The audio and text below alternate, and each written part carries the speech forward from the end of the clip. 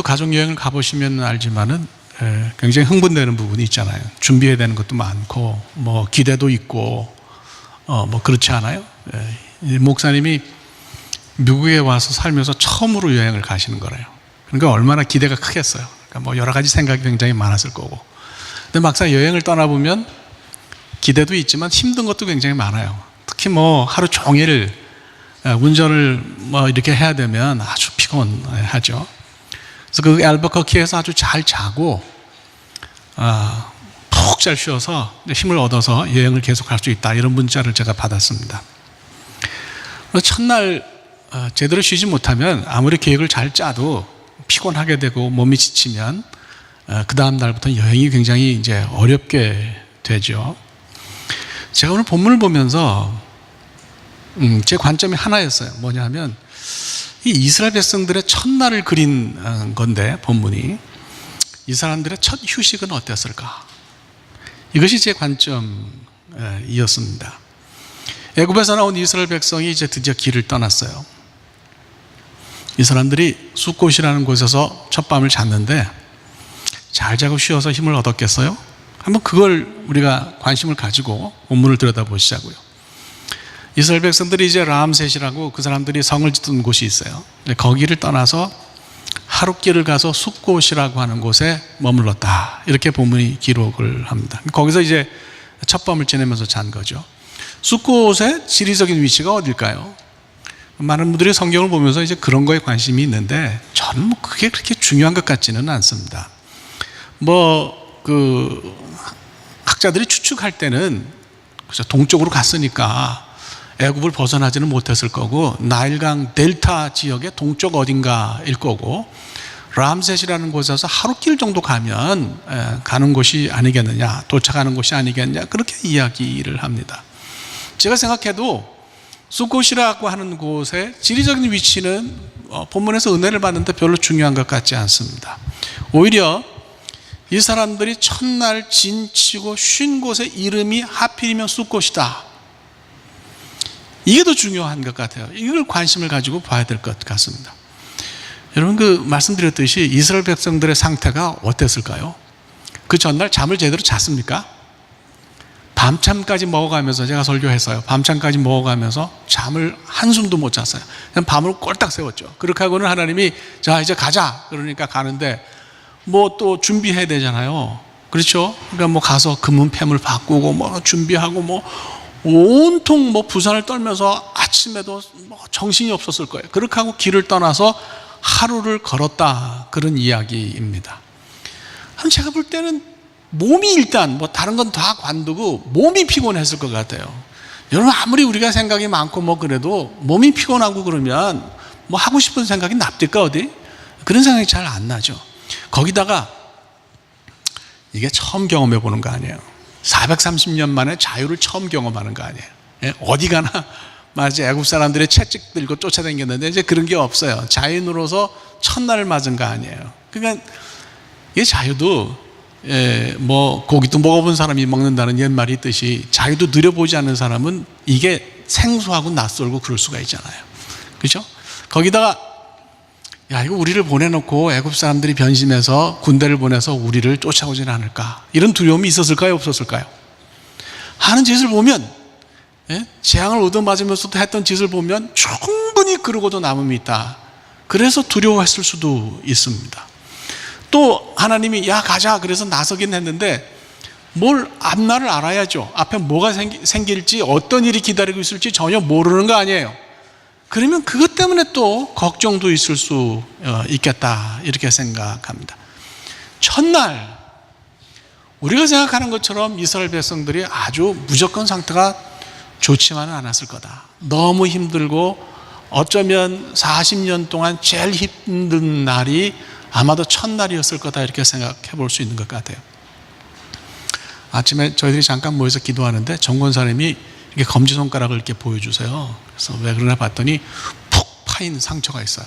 저 깜짝 놀라서 왜 그러냐 그랬더니 굉장히 용감하세요, 저분이. 그 체인사를 가지고 나뭇가지를 자르려고 그러다가 나뭇가지가 아니라 그냥 좀 편하게 이야기하면 손가락을 자를 뻔하셨어요. 큰일 날 뻔했더라고요. 그저 이렇게 조금 상처만 나고 말았는데 아마 우리 선장노님도 굉장히 놀라셨겠다 그렇게 생각합니다. 놀라셨어요? 그래야 밥을 얻어 먹습니다. 이제 앞으로도. 예. 그거 왜 그렇게 그냥 나뭇가지 자르면 되는데 왜 그거 가지고 이렇게 하다가 왜 상처를 입었겠어요? 처음 만져보는 거고 익숙하지 않은 거고 이전에 그걸 익숙하게 다루던 게 아니기 때문에 그렇다 우리가 생각할 수 있는 거 아니에요? 우리 교회 3년 반 전에 처음 시작했는데 그때는 교인이 8분이었어요. 예, 그리고 이렇게 교회를 빌리지도 못해가지고 그래서 우리 교인 한 분 집에서 예배를 드리고 그랬어요. 그러니까 갖춰진 것도 하나도 없고 그랬어요. 지금 생각해보면 은혜지만 처음이 참 힘들었구나. 아주 우리가 시작하면서 힘든 일이 많았구나. 이런 생각을 하게 됩니다. 얼마 전에 어떤 분이 저한테 뭘 좀 번역을 해달라고 부탁을 했어요. 그게 뭐냐면 미국 침례교회 처치 플랜팅 성경 공부 교재예요. 그래서 이게 양이 얼마 안 되는데 좀 번역을 해달라고. 그래서 이걸 번역하면 어떤 일이 있냐 그랬더니 미국 그 침례교회 홈페이지에 제가 번역한 게 올라간대요. 이름이 나오냐? 그러니까 이름은 안 나온대요. 그래서 그걸 번역을 하는데 첫날 정말 고생했어요. 용어도 익숙하지 않고 그 다음에 미국 사람들이 쓰는 그런 실제적인 표현도 제가 익숙하지 않더라고요. 제가 참 영어를 못하는구나, 잘 못하는 사람이구나 이것을 확인하는 계기가 됐는데 처음 하루는 이걸 하면서 정말 고생했어요. 좀 익숙해지니까 그 다음부터 조금 진도가 수월하게 나갔어요. 그런 거예요. 여러분들이 지금 여러 가지 일들 하고 계시잖아요. 사업들 다 하고 계시고 하시는데 그걸 첫날 오픈했을 때 한번 기억을 생각해 보세요. 얼마나 힘들었어요. 낯선 사람들 다 만났죠. 일도 어색하죠. 해보던 일이 아니죠. 이걸 처음 했을 때 얼마나 여러분들 당황스럽고 생경스러웠습니까? 그거 하나만 머릿속에 떠올려 보면 이스라엘 백성들이 이 첫날 얼마나 힘들었을까 하는 것을 기억합니다. 우리가 미국에서 처음 도착해서 처음 어떤 잡이든지 가지고 시작했을 때 얼마나 막막했어요. 앞으로 할 수 없어서 얼마나 우리가 참 걱정했습니까? 바로 그때 그 심정이 이스라엘 백성들의 심정이었겠다 이렇게 생각할 수 있어요. 지쳤을까요? 힘들었을까요? 그런데 하나님은 이스라엘 백성들을 멀리 몰고 가지 않으셨어요. 참 이거 감사해요. 하나님이 모세 보고 야 애굽이 지겹지? 우리 가능한 한 멀리 떨어지자. 지겨우니까 좀 무리가 되더라도 오늘 밤에도 막 그냥 열심히 걸어가지고 완전히 애굽을 벗어나자. 그렇게 말씀하지 않으셨어요. 힘들지? 피곤하지? 자 오늘은 그냥 하루 걸었으니까 여기서 자자 그러셨어요. 여러분 출애굽의 원칙이 뭡니까? 출애굽의 원칙 시키는 대로 한다는 거예요. 한번 따라합시다. 시키는 대로 한다. 하나님이 그렇게 말씀하시면 그대로 하는 거예요. 하나님이 야 이제 하루 갔으니까 여기서 우리 숫곳에서 쉬어가자 하시면 더 가고 싶은 사람이 있을지 모르지만 그냥 거기서 하나님의 말씀대로 순종하고 그냥 진을 치고 그리고 거기서 자는 거죠. 쉬는 게 당연한 거죠. 숫곳에서의 하룻밤은 말씀드리자면 first stop이었다. 네, 그렇게 우리가 생각을 할 수가 있어요. 우리 옛말에 시작이 반이라는 말이 있어요.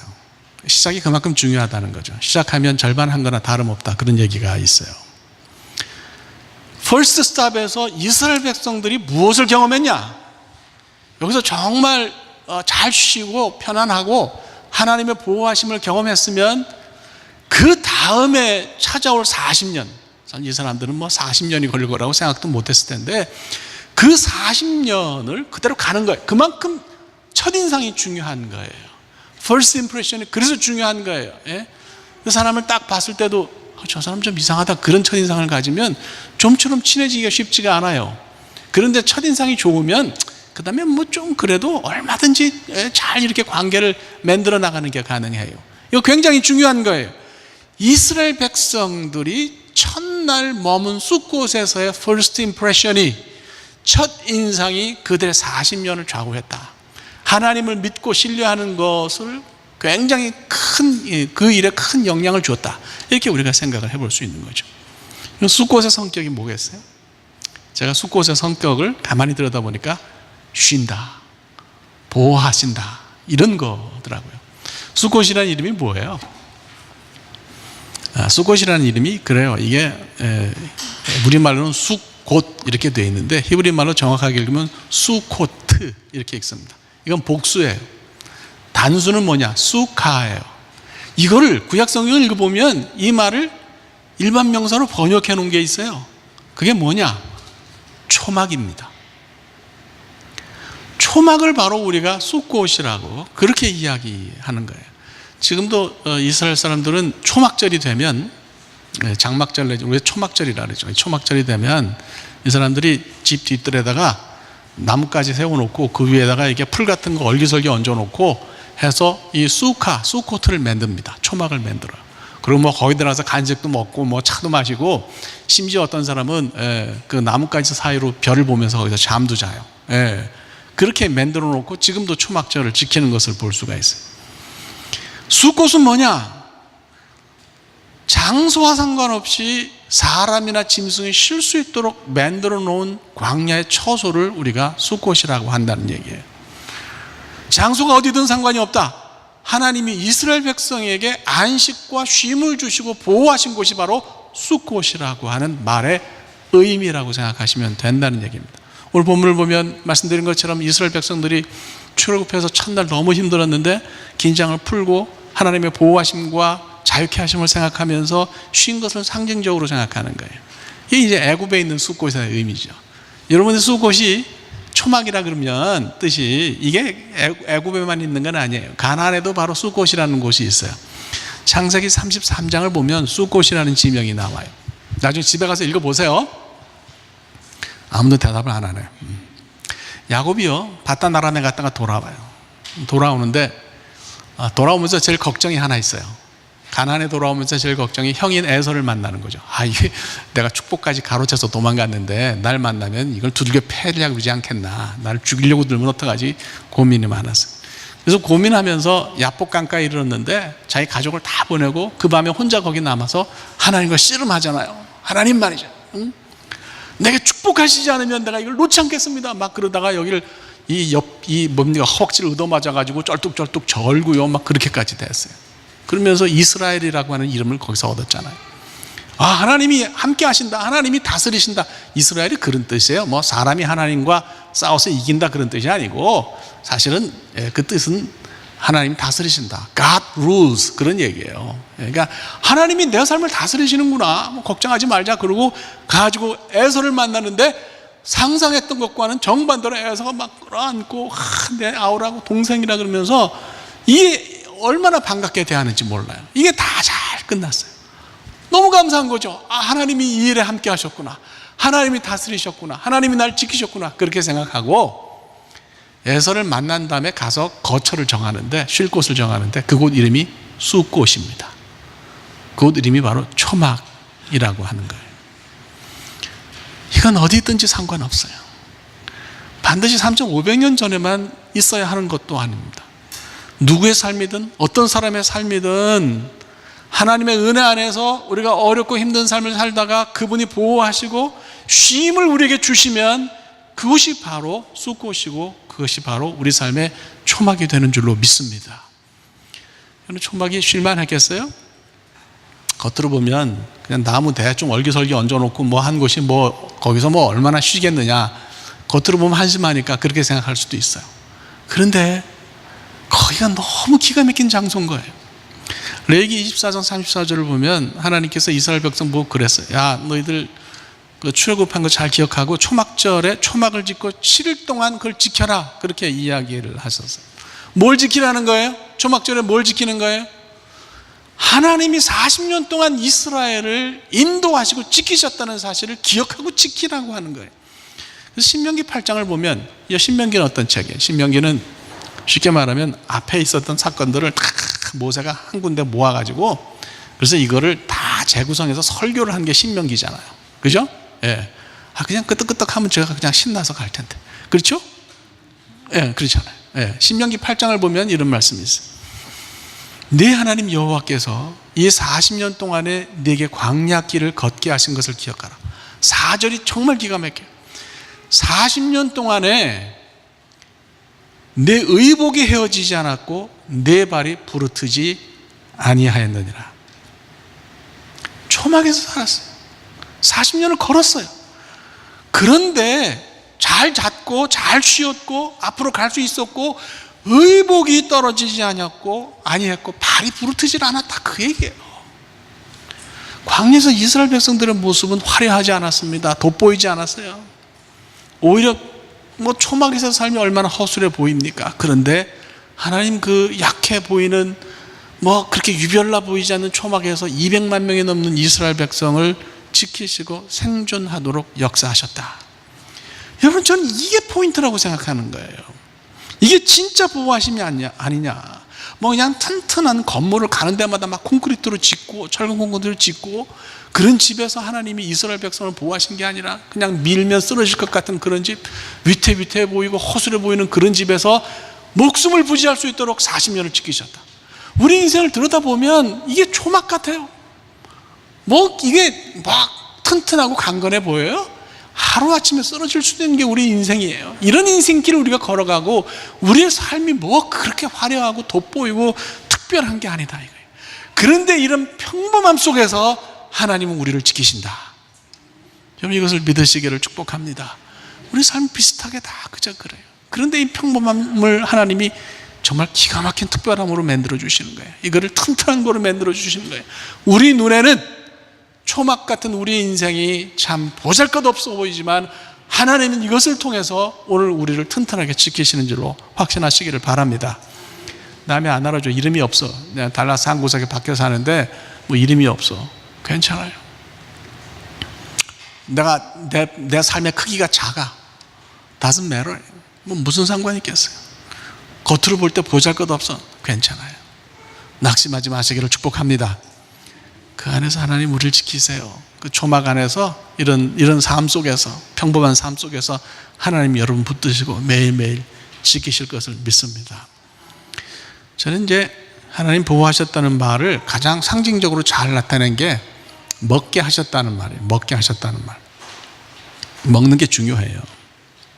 하나님께서 이스라엘 백성들 보고 유월절을 지키라고 하셨을 때 거창한 기념식을 하라 그러지 않으셨어요.